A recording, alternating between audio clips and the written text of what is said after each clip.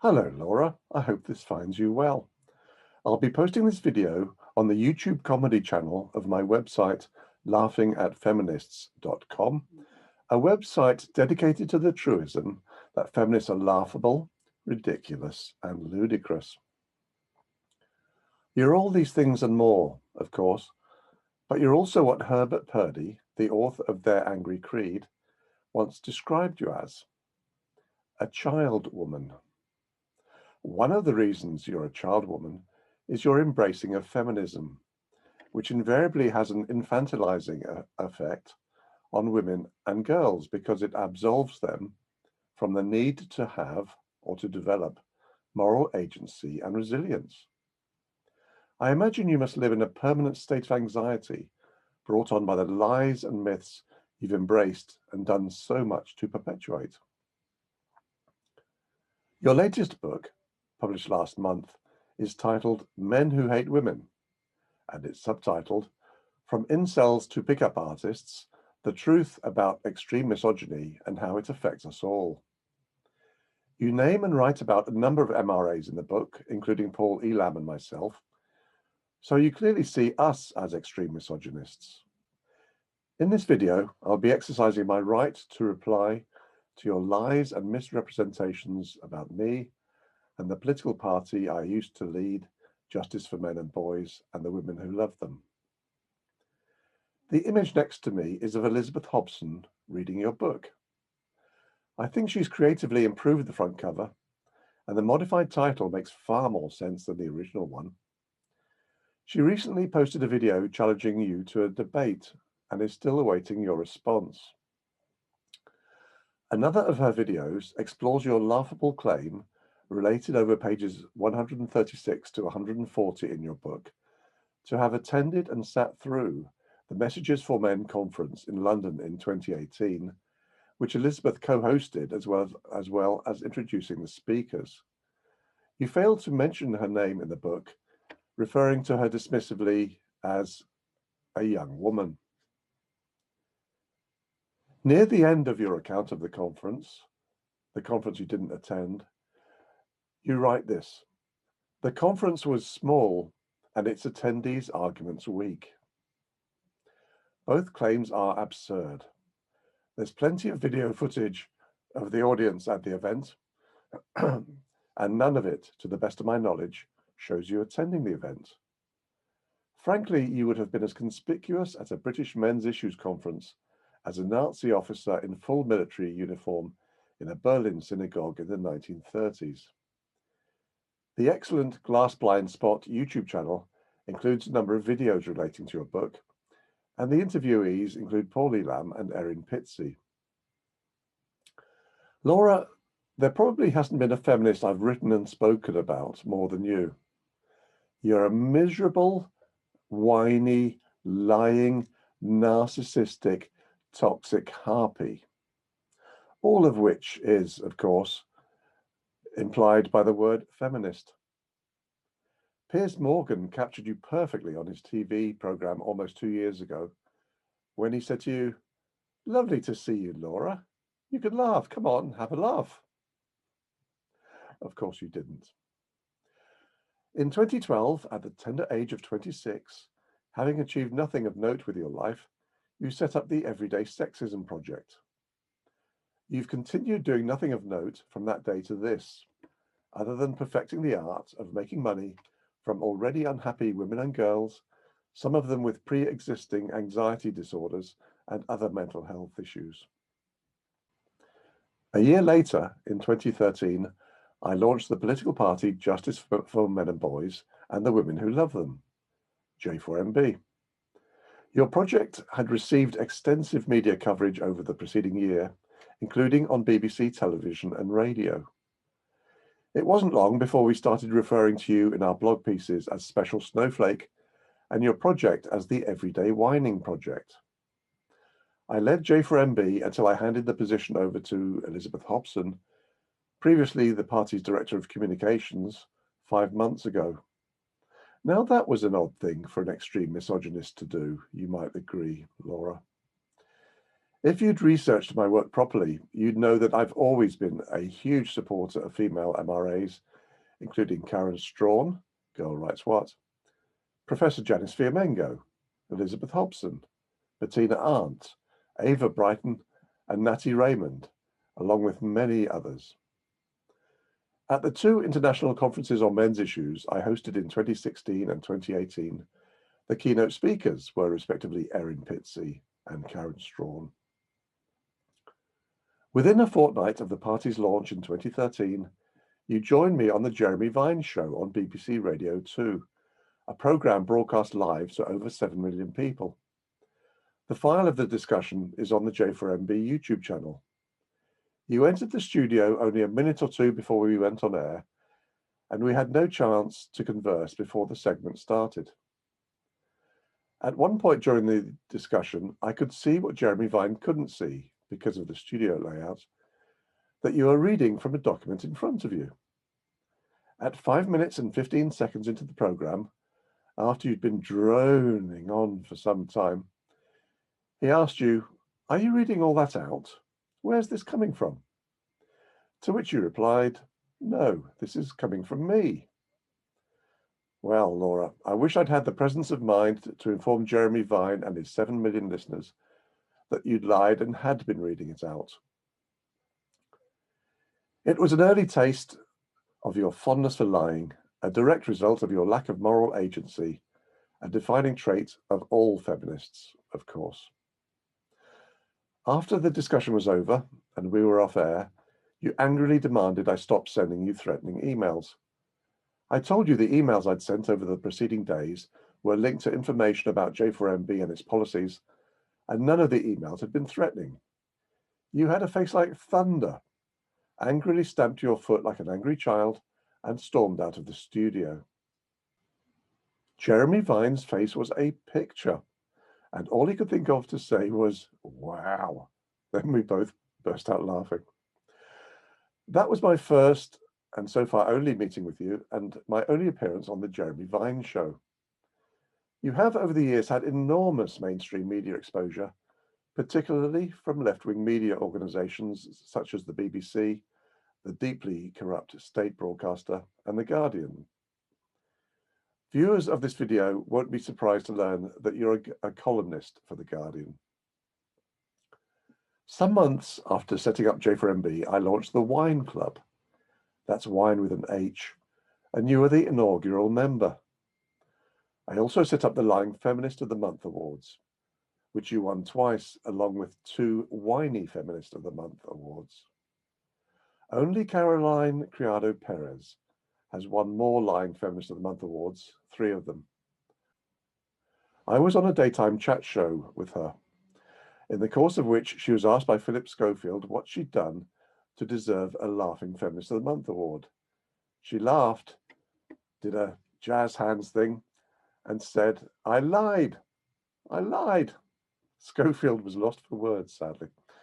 The video file is on the J4MB YouTube channel. How might I best describe you, Laura, other than a child woman, to people who aren't aware of you? You're a prime example of what Dr. Warren Farrell, who you criticize in your new book, would term a victim feminist. You've made a career out of whining, which is why we refer to you as a professional wine merchant. Again, wine with an H. You seem to have dedicated your life to making younger women and girls in particular see themselves as victims of men's and boys' actions and inactions, discouraging them from developing moral agency and thereby becoming more resilient and happier with their lives and options. Miserable women, a group which by definition includes all feminists, are drawn to the everyday whining project like moths to a flame. As I've said many times, feminists are the only group of people in the world who actively seek to raise women's anxiety, in part because there's money to be made in doing so, as you and countless other feminists prove. You've written 5 books, all of them published by Simon & Schuster, one of the largest publishers in the world. The rest of this video relates to your latest book. I was alerted to it by a number of people who told me there was material on J4MB and myself in it. And so there is, in 6 sections, which I'll read out and sometimes comment on. One curious omission from the book is an index, and I can only speculate as to the reason or reasons for that. Maybe you or the publisher didn't want to make it easy for people who might have legitimate grievances about the content relating to them to easily find that content. Individuals misrepresented in your book, in addition to myself, include Paul Elam and Philip Davis MP. For the sake of brevity, I'll comment only on the sections mainly about J4MB and myself. Inspired by Elizabeth Hobson's improvement of the front cover, I hope you'll agree I've improved the back cover.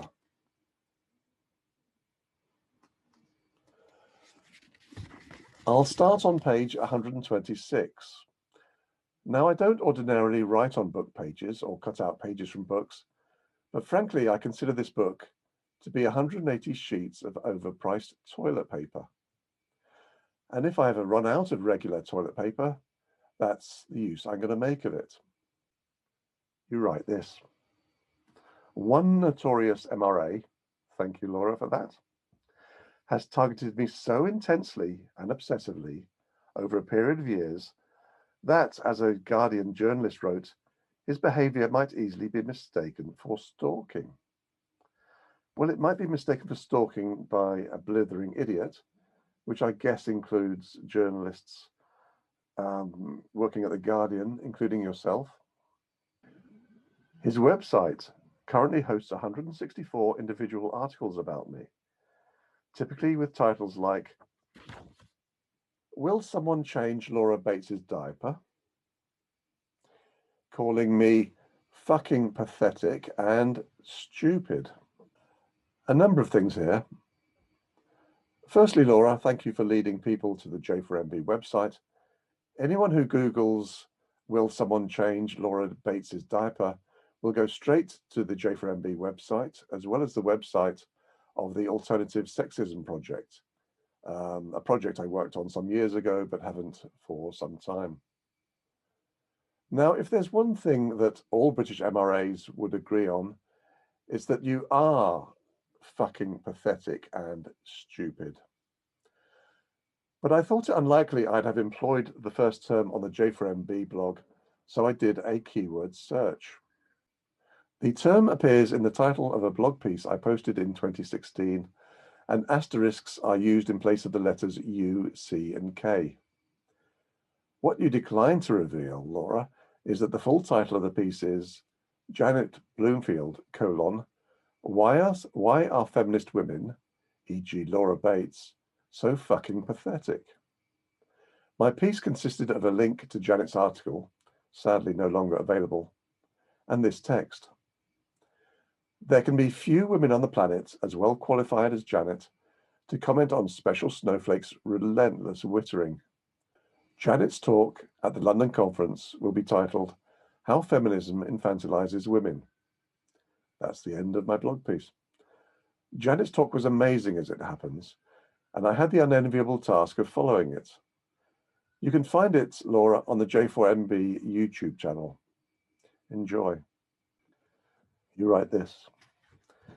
He writes again and again about my partner and private life, saying he would gnaw off both feet without the benefit of anesthetic to avoid the grim fate of marrying me, which makes it seem rather odd that he voluntarily devotes so much of his time and energy to keeping up with my romantic choices.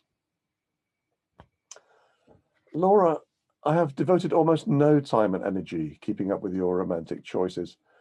I can only assume that your belief that I have devoted a lot of time to them stems from your narcissism. The MRM also goes some way towards attempting to rehabilitate its image from extreme and violent misogyny by copiously leveraging for propaganda a small but extremely vocal group of women who pride themselves on their rejection of feminist ideas. Laura, the MRM does not have an image of extreme and violent misogyny. This is an absurd example of argument by assertion. If it had such an image, there wouldn't be so many wonderful female MRAs. You are maliciously conflating the MRM, and by extension MRAs like myself, with men who are extreme violent misogynists, including some mass killers who you write about at length earlier in the book. The biggest group, who call themselves honey badgers, received wild acclaim online from MRAs, with members like Canadian Karen Strawn attracting millions of views for her YouTube videos, and others like Janet Bloomfield, writing highly popular blogs dismissing female victims of sexual violence and lambasting women for single motherhood.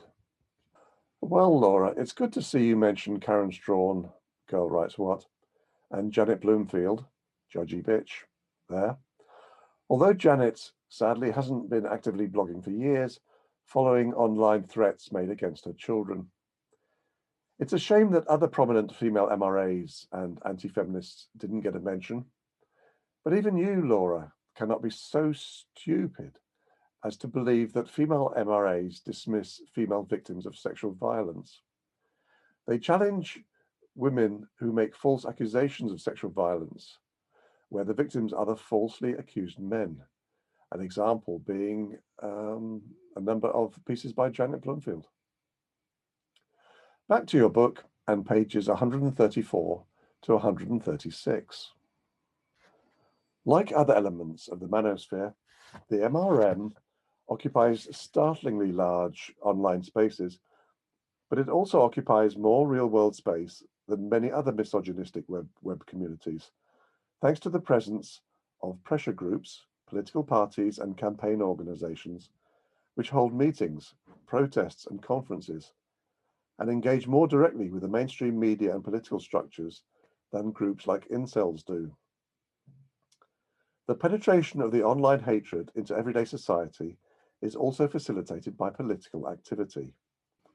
A prime example is Justice for Men and Boys, and the women who love them, a British political party that registered with the Electoral Commission in February 2013. Laura, where's your evidence that J4MB is a prime example of facilitating the penetration of online hatred into everyday society? You have no evidence because it doesn't exist. By its very nature, the reincarnation of this particular MRA community as an official political party has enabled the group, which formerly called itself the Anti-Feminism League, and now goes by the acronym J4MB, to achieve a significant sweep of media coverage. Laura, your claim of a significant sweep of media coverage is a ridiculous exaggeration, and you know it. From The Telegraph to BuzzFeed to The Observer, articles included quotes from the party's leader, Mike Buchanan, such as, "We hear a lot about misogyny, which is actually very rare, but a hatred of men is very commonplace. As far as the state is concerned, males are pretty much subhuman, and they'll do anything they can do to destroy men's lives." In his new status as a politician, Buchanan was also given free rein to opine unchallenged about the myth of the glass ceiling, stating, "Women just want to do other things with their lives. They're less driven and have less to gain from getting to the top of their professions, so they naturally don't put the effort in that a man would." End of quotation. Although much of the coverage was critical, the very fact that such quotes appeared in the national press in the context of a political leader running for office helps to provide MRA ideology with a sense of legitimacy and acceptability, while also serving as a gateway for potentially susceptible converts who might go on to access some of the movement's more extreme online spaces as a result. Laura, your suggestion that J4MB might lead some to access some of the movement's more extreme online spaces is pure hyperbole. In fact, it's an example of something that makes up so much of this book, hyperbolics. The MRM of which I'm a part has no such spaces. Again, this is just malicious conflation. The impact can be subtle. One newspaper article, for example, described Buchanan as the author of 3 books, lending him an air of academic credibility, but failed to mention the fact that said books had been self-published, one of them being an anti-feminist tome featuring a picture of a snarling vampire woman with bloodshot eyes on the front cover, which, at the time of writing, sits at number 602,916 in the Amazon charts. Well, Laura, where to start? You're implying that your books, published by a major publisher, give them an air of academic credibility, when you must surely be aware that outside of your feminist bubble, your books are considered to be stinking piles of bullshit. Major publishers aren't prepared to publish books that are highly critical of feminism and feminists, and a best-selling author published by Simon & Schuster told me about the feminist editor he was forced to deal with there. The refusal of major commercial publishers to publish MRA's books was one of the reasons I launched LPS Publishing over 10 years ago. As far as I know, it's the only publisher in the world actively seeking book proposals from MRAs and other anti-feminists. The MRAs and other anti-feminists whose books I've published include William Collins, Herbert Purdy, Swano Pye, and Terence Popp, redonkulous. And I've published 10 of my own books. The party's YouTube channel, which it uses to record its members' radio and television appearances, features a large number of videos, including interviews with BBC Radio Kent, BBC Radio Scotland, LBC, Vanessa Feltz, Talk Radio, BBC Three Counties Radio, BBC Radio Nottingham, BBC Radio Leicester, BBC Radio Bristol, BBC Radio Ulster, ITV's This Morning, the BBC's Sunday Morning Live, the Victoria Derbyshire Show, Sky News, the BBC's flagship Daily Politics and Sunday Politics programmes, and even Turkish television, among many others. This is an enormous amount of mainstream media exposure and airtime for a party whose 2 parliamentary candidates would garner a grand total of 216 votes between them in the May 2015 general election. Laura, you're so full of crap. J4MB has had little mainstream media exposure and airtime, not an enormous amount. On many of the programs you name, I've appeared only once or twice in the past 7 years. Quite a number are local radio stations, some with very small audiences. You've personally had far more mainstream media coverage than all the world's MRAs collectively over the past half-century, long before you were born.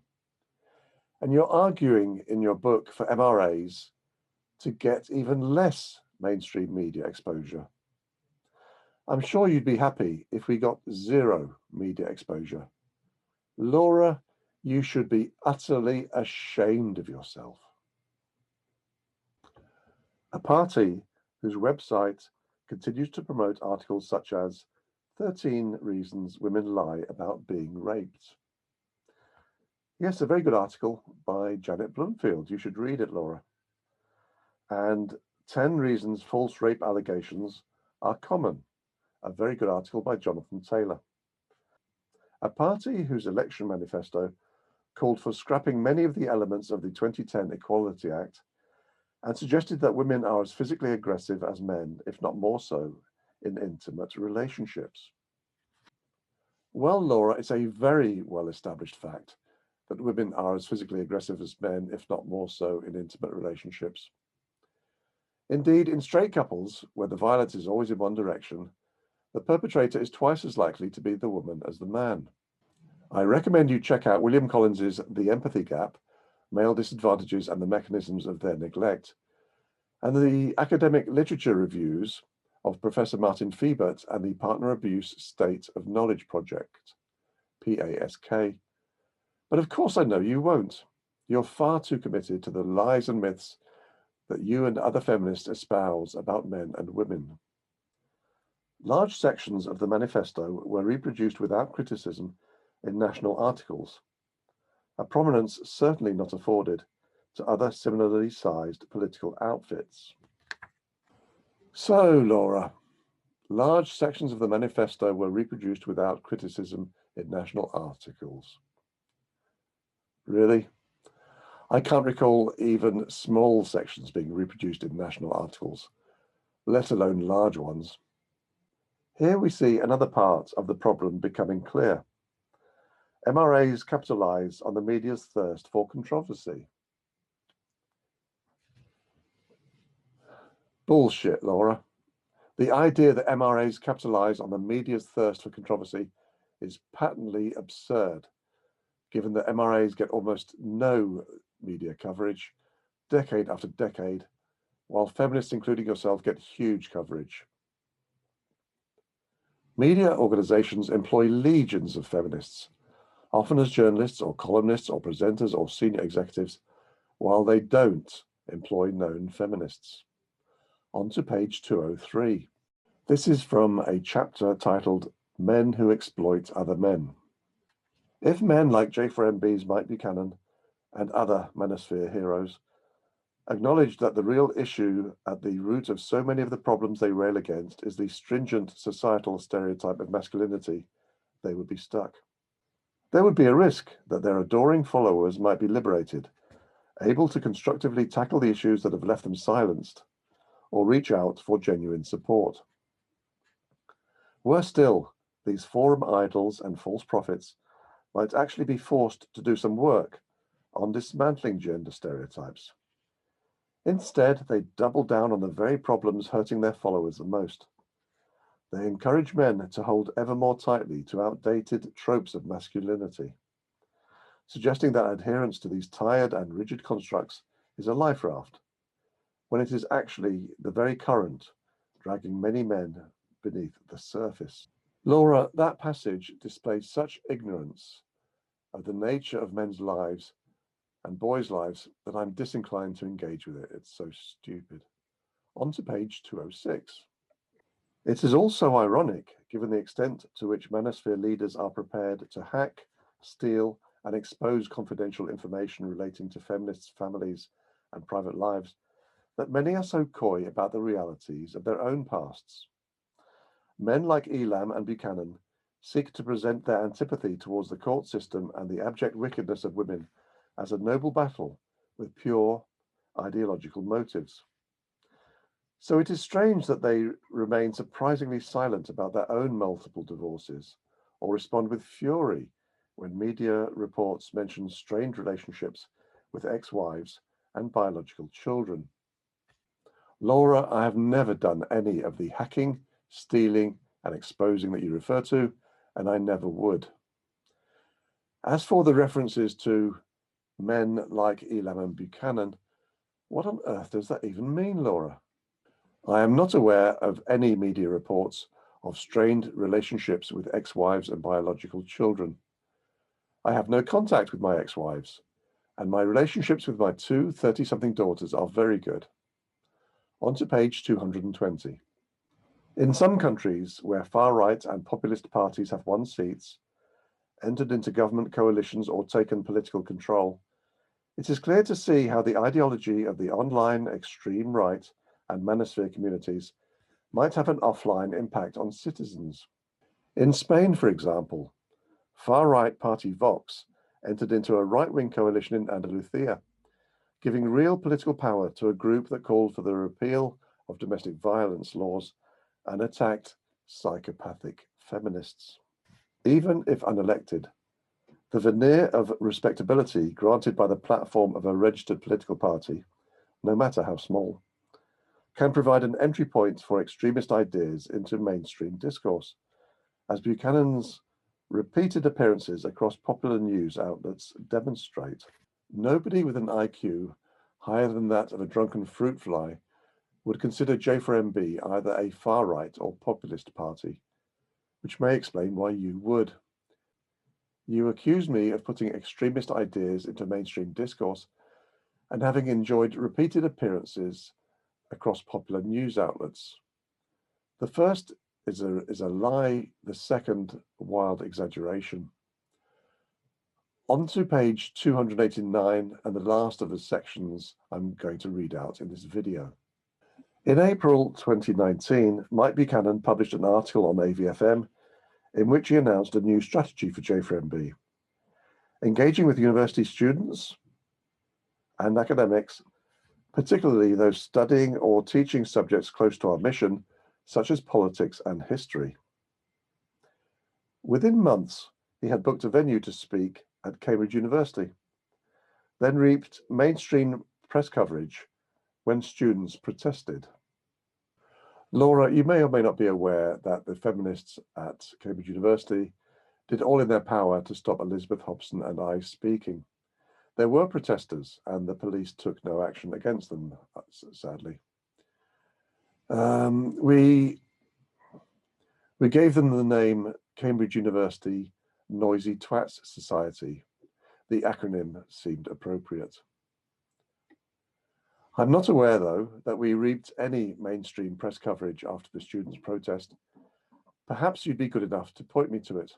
There were hit pieces before and after the event in Varsity, the online students' feminist website, but no coverage in the mainstream press after the event, so far as I know. You omit in your book to mention that Elizabeth was also a speaker that day, her talk title being The History of Feminism. You don't want to give any publicity to that talk, obviously, or indeed even to Elizabeth working for the party. Bright, articulate, well-informed, attractive young anti-feminist women like Elizabeth must be your worst nightmare. Well, Laura, that's my critique of your appalling book. I invite you to respond publicly to my criticisms of your book, ideally in the course of a video recorded one-to-one discussion with me on Zoom if you like. I'll email you a link to this video, but you may have blocked my email address after our meeting back in 2013, so I would ask everyone who watches this video to send a polite email to you with a link to the video.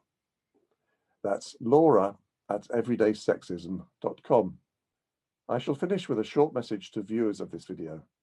Remember, laughing at feminists isn't just important, it's a civic duty. Be sure to do your duty every time you encounter feminists, whether online or offline. Bye for now.